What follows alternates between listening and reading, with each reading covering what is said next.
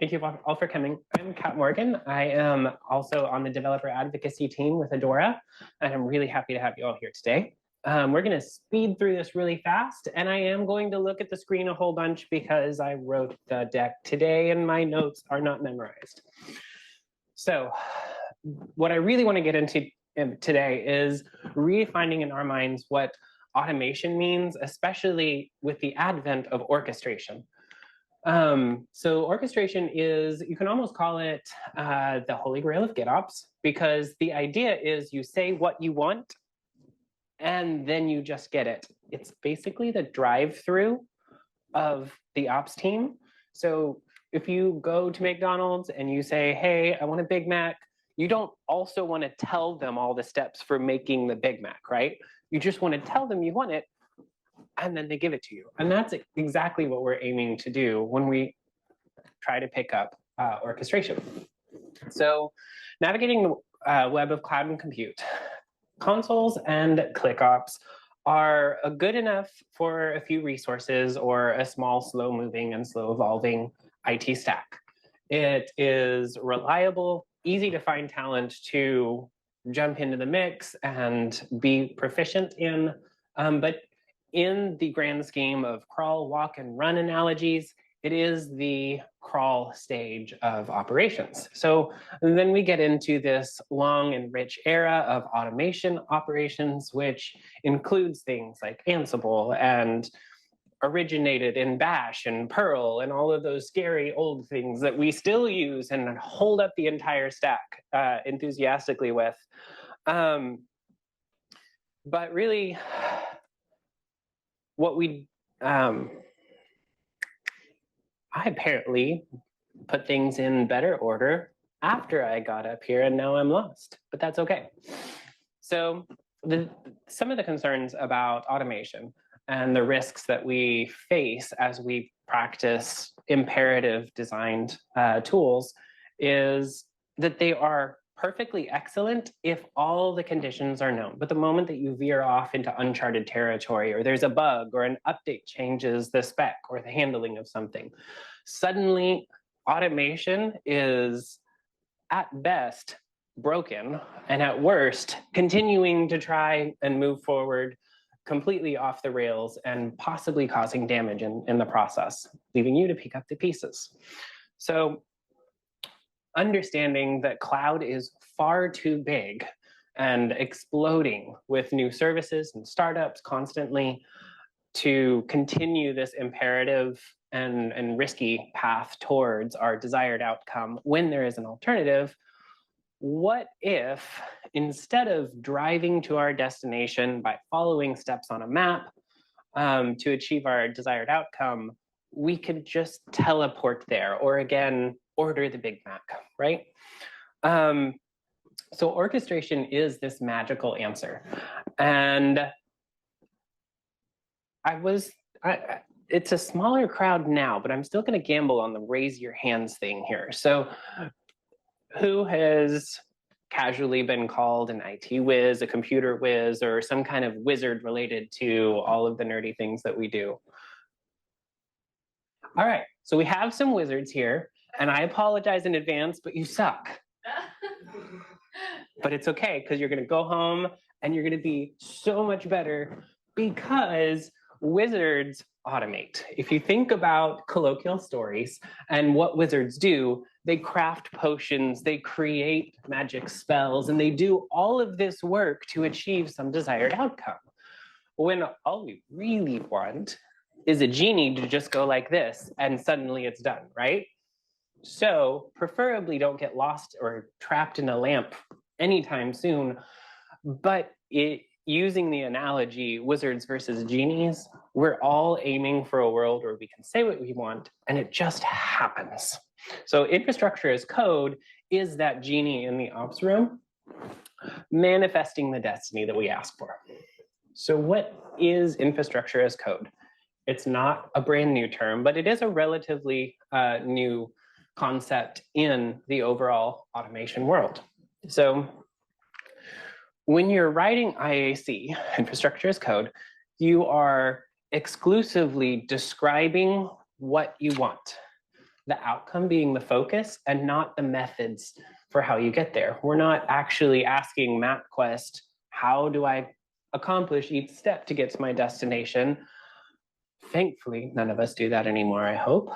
And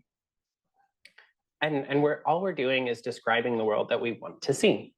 So Pulumi's take on IAC recognizes that conventional programming languages have solved scaling, portability, and many packaging and version control and collaboration problems like Luke was talking about earlier.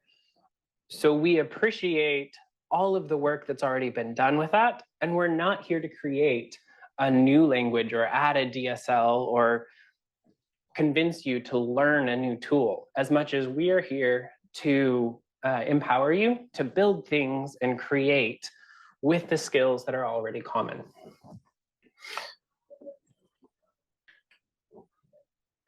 Okay, so how big is Cloud, right? Like every year I come back and I grab a screenshot of the CNCF landscape, which is just a small, tiny portion of the overall cloud. And it just gets bigger and bigger every year, meaning I have to zoom further out in my browser to even grab a screenshot.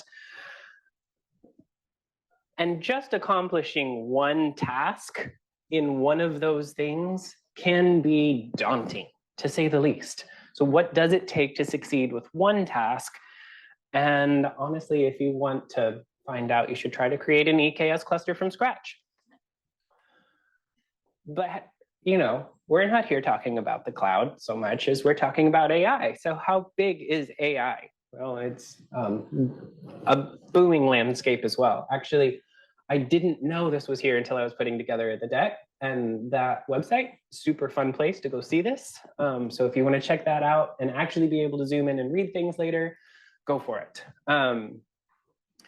So one app may require features of multiple cloud services across multiple vendors and possibly consume different technologies along the way. So what does it actually take to create one AI app successfully?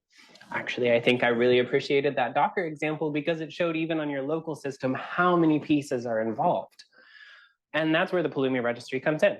So with Pulumi, what we expose to the developer are native Python and Node.js and all of these common programming language interfaces with libraries that allow you to directly interpret your IAC as API calls to the providers that you're reaching out to.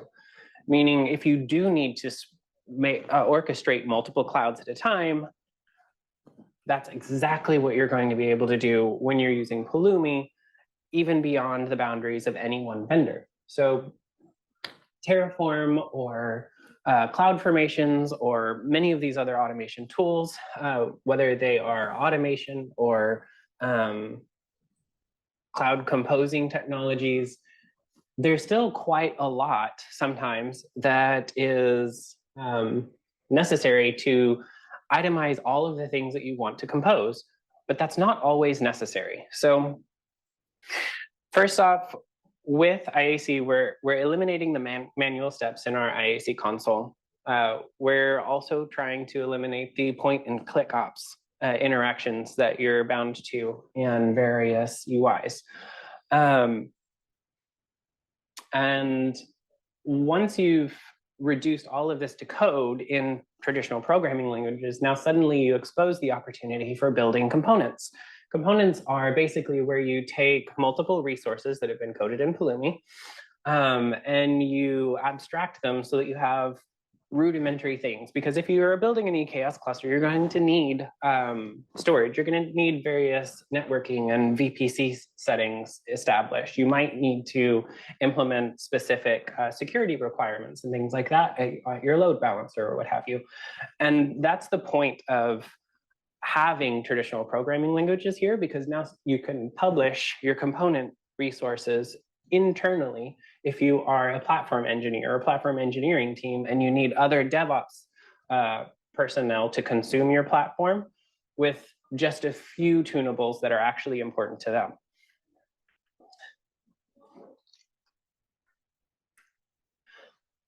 Okay, so deploying your infrastructure is just the first feature of IAC.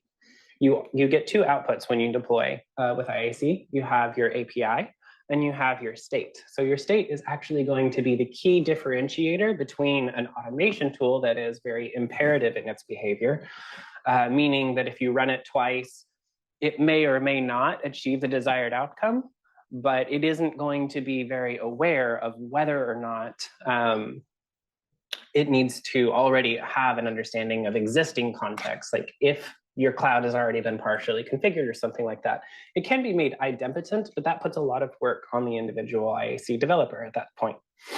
So this state is the record of what you have provisioned, and it's the it takes the heavy lifting out of the idempotent automation. Pulumi sees this state as being beneficial far beyond just the execution and deployment of your IAC. So what if you could turn all of this into a single pane of glass across all the different cloud services that you use, showing only the things that are actually relevant to you based on your usage in the cloud? So far, we've only talked about the Pulumi IAC tooling, which is the open source component. But Pulumi Cloud is where state metadata becomes a business asset with value beyond the ops team. And if you stick with me, I promise we're getting back to AI. So the Pulumi Cloud offers analytics insights. So this is a gold mine. If you have your entire business or entire organization's metadata for your cloud state in one location, it surfaces the ability to perform like data analysis on that metadata, looking for trends, looking for outliers and things like that. So you can act on them even without being a highly technical individual in your business organization, facilitating better communication outside of the IT ops department. If you're aiming to respond to something and you need to find a very specific resource amongst literally hundreds of thousands of cloud resources, being able to search all the different cloud surface area you have in one location ends up far more valuable than I even originally gave it credit for. So that's one of the value pieces. And the Pulumi ESC. So this is environment secrets and configuration. This is where we actually allow the entire organization with RBAC controls to be able to consume secrets without the risk of copy paste in all of the different places, because I swear my boss isn't here right now, right? Okay, so he doesn't know that I'm admitting to having very irresponsibly copied and pasted API keys before and gotten GitHub alerts. Exactly. And that's what ESC aims to help with, but not just in one location. So if you use Pulumi ESC inside of GitHub Actions, you can also use it locally on your computer, because I have set up GitHub Action secrets so many times and then been really upset when I wanted to debug something locally and I had to go make another token. And ESC allows you to actually use your production type assets, including secrets and configuration, no matter where you are actually consuming them at the time, and whether it's a human actor or an automated pipeline. Finally, the consolidated state. And I'm going to rewind just a second. I didn't cover that state can be stored and managed as you're used to with any of the other tools. So if you want to use S3 or local file or any of those other things, it's totally supported with Pulumi. But the cloud just allows you this new pane of glass and perspective on your entire operations. And one of those things is policy as code. So there were a few questions about that earlier. And I'm looking forward to getting more into it and creating more Pulumi content for it. But the gist is that when you want to audit your cloud surface area, if you have rules that are generally applicable to a large portion of your infrastructure, you can have your infrastructure tagged, and then you can run policies against that tagged infrastructure, or you can go write a policy and look for stuff that's not tagged and compliant with your operations procedures. And being able to write a policy once in one place and have it apply to your entire organization is such a big improvement versus manually watching for this compliance at each individual PR. So that's one of the things that I am super excited about in the next couple of months, getting into myself. So that was a lot of Pulumi, but what about AI? Basically, AI, in my opinion, and I think we've seen quite a few others representing this idea tonight, is going to continue applying pressure to ops teams everywhere. Whether it is business trying to get an edge on the competition before AI is generally adopted, or if it's a startup building a new RAG database and suddenly they have to beat all the other startups building RAG databases, Pulumi is going to actually give a lot of these massive new endeavors that operational efficiency and transparency to accelerate past the barriers of cloud operations and into that space of actually being able to accomplish the human beneficial outcomes that we're all aiming for with cloud, besides the excitement of the tech itself. So with that, I will thank you all for actually sticking around.